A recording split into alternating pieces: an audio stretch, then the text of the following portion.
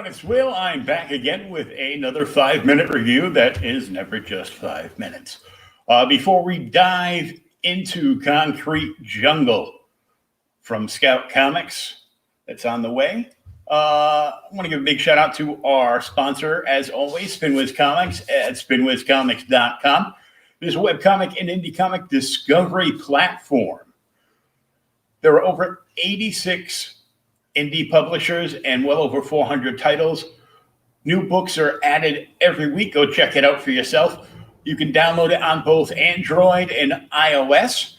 And as long as you're signed into the app, there is a loyalty reward program. Every page of comics you read, you get one entry into their monthly, quarterly, and yearly giveaways. So go check them out for yourself, spinwizcomics.com. And here's what it's going to look like on the app on your phone.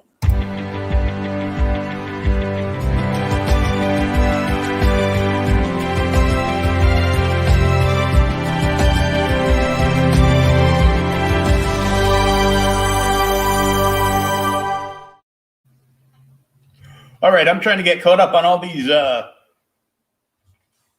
copy I have for reviewing books from all these publishers. So I'm just banging away, trying to read them, and life gets in the way sometimes. But here we are. I'm pretty sure this is an advanced review because I think this was a book that just got dropped and it's coming out in the next couple of weeks. Concrete Jungle #1 from Scout Comics. You gotta love Scout Comics. The cover is killer. I don't know who's doing the art on this, but it is somewhere between sexy and manga. This is definitely a mature reader's book. How do I know? Because some of the stuff that comes out of the lead character's mouth, I was even shocked at. So, okay, this book is written by Sheldon Allen, art by Carl Mostert. Colorist was Warnina I'm sorry about these names. Sahadia. Lettered by Matt Bowers. Scout editor was Andrea Lorenzo Molarini. And Scout production was Joe Rodriguez. So this is futuristic cop book is the best way to describe it. There's like a high-speed chase that you would see in a Michael Bay movie going on. There's aliens, robots, any manner of creature that you could think of in like a sci-fi cop show. It's in this book. And apparently somebody has discovered a way to hijack people's brains and take over their bodies. So kind of like Dead Man at DC Comics, but not, because they use it to do wicked bad shit. I mean, oh my God. This book is outright R-rated action is the best way to put it, because there's a lot of blood and guts. Lots of killings going on. And, it's just, it's crazy. Aliens, robots, all kinds of stuff going on. I can't even explain it. And I don't want to say too much because, it is an advanced review. I'm going to try to keep it as spoiler-free as possible. But as you know, spoiler alert, there are always, in an issue, when you're coming up to an issue 1, there's always going to be spoiler alerts, like first issue spoilers. Because, if it's a new title like this is, and it's not like, recurring characters, it's brand new. We've never seen this before. So, you have to talk about some of the characters. We get alien translations. That's cool. The different variety of aliens is is pretty cool. It's kind of like Star Trekky, but not Star Trekky. Maybe more Star Wars. Maybe more like Creature Cantina stuff. But there's like a super high speed chase. One of the cops looks like a cross between a rhino and a stegosaurus, but he has 4 eyes. It's weird. But the high speed chase that, you know, the bad stuff that jumped right into the high speed chase and everything else, that's like the first 9 pages of the book. So it's like, you know, I mean, this is like a Mike Tyson fight, you know, right at the start. It's like, oh, 8 pages in, we're done. Usually it's 8 minutes with him. You get like an overview of the city. They fill you in on. There's so much stuff happening in this book. I had to read it twice because I'm like, I know I didn't catch some things, and I was right, I didn't. And then I flipped through it a third time, not so much to read it, but just to look at the art, because the art is incredible. It's like a futuristic with like, it's got like a hint of manga, and then it goes back to, you know, the higher you go in the city, it's kind of like, you know, sci-fi a little sci-fi with like just the lightest touch of manga. And that's how the characters are drawn too. So it's just, you know, insane. And it goes right into like, you know, a murder scene, and you know, it's funny because they have a rookie cop with our main character. It's his first day, and he's calling our man, and she's chewing him out. And I would tell you what she says, but you'll know when you get to that page. I think it's page 11. And that's just the beginning. It goes on for many pages afterwards, but I mean, I really liked it. The artwork sucked me in like right away.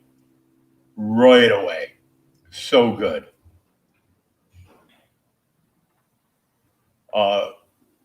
Colors were decent. They're good, but decent, if you know what I mean. There's some things that, you know, they used, the colorist used, you know, flesh tone on the face, and then the shadows were done in a different tone of flesh tone instead of, you know, kind of like inking it in more. I don't know why they did that. It makes sense, but it's different because it's not something that I'm used to seeing. It's just, the book is just good. I rated it a 3.5.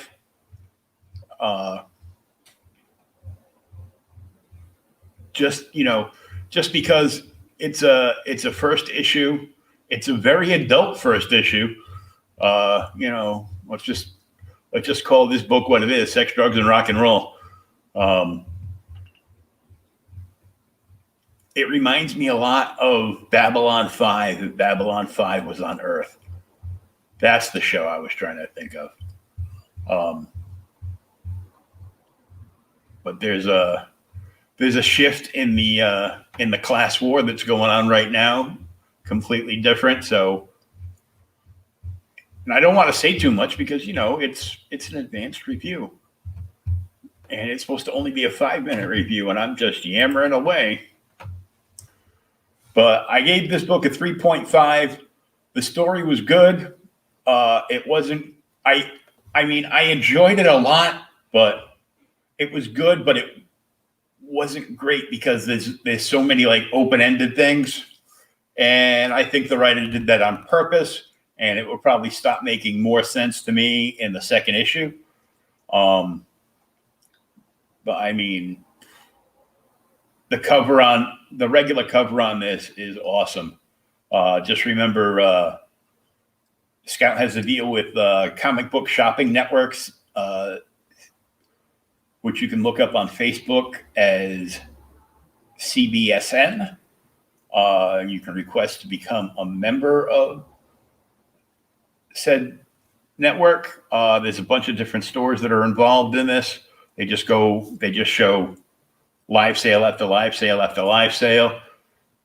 And the deal that they have with them is CBSN gets exclusive covers to them. Like all the stores together as the network get exclusive covers for every brand new #1 from Scout. And as always, Scout merchandises the crap out of everything. You know, if you read now, for me, if I'm not careful, I'm going to end up with like one of every coffee cup that they make, which, you know, wouldn't be a bad thing, but I don't have any room for them. They do all kinds of like cool little things. You gotta check it out. Just go to the scoutcomics.com website, and you can scroll through like the merch at the bottom. There'll be like a drop menu for it, and every book that you click on will have you click on a book to read everything on that book, and then you scroll down, and it's gonna have I mean, there's not a lot of merch or something, like sometimes like, you know, just like 3 or 4 different things. You know, sometimes they'll have, you know, a COVID mask, or, you know, coffee cups, an apron, T-shirts, you know, cool different things. You know, if you really like the book and you want a little swag for that book, then, you know, you can go pick it up. So Concrete Jungle #1 from Scout Comics, 3.5 out of 5 stars. Until next time, this is Will at JokerFan on Twitter and JokerFan1969 on IG. And if you saw this live today, or if you saw it before 8 p.m., right around 8 p.m., I am going to be talking with the wonderful author Mike Barron once again. He's got a new project, new Kickstarter, I believe it is. And one of the add-ons for that is a brand new comic series that he's very famous for. Also, we're going to talk more about the Badger novel. A proper prose novel, not, you know, comic book art on the cover, but that's it. That is coming out beginning of next year. He currently has a Nexus novel that came out last year. You can hit him up on any of his social media to buy one of those from him, because they're cluttering up the dining room table. His wife would really like the dining room table back. That's what I hear every time I talk to him. But that's at 8:00 tonight on Creators Outlet. And I usually don't do any podcast on the weekend, but I'm going to try to, in an attempt to try to get caught up on all the backlogs of review copy I have, I am going to try to catch up this weekend and try to get like 4 or 5 more in. So until next time, this is Will. We'll check you later on the 5-minute, not really 5-minute reviews. So until we see each other again,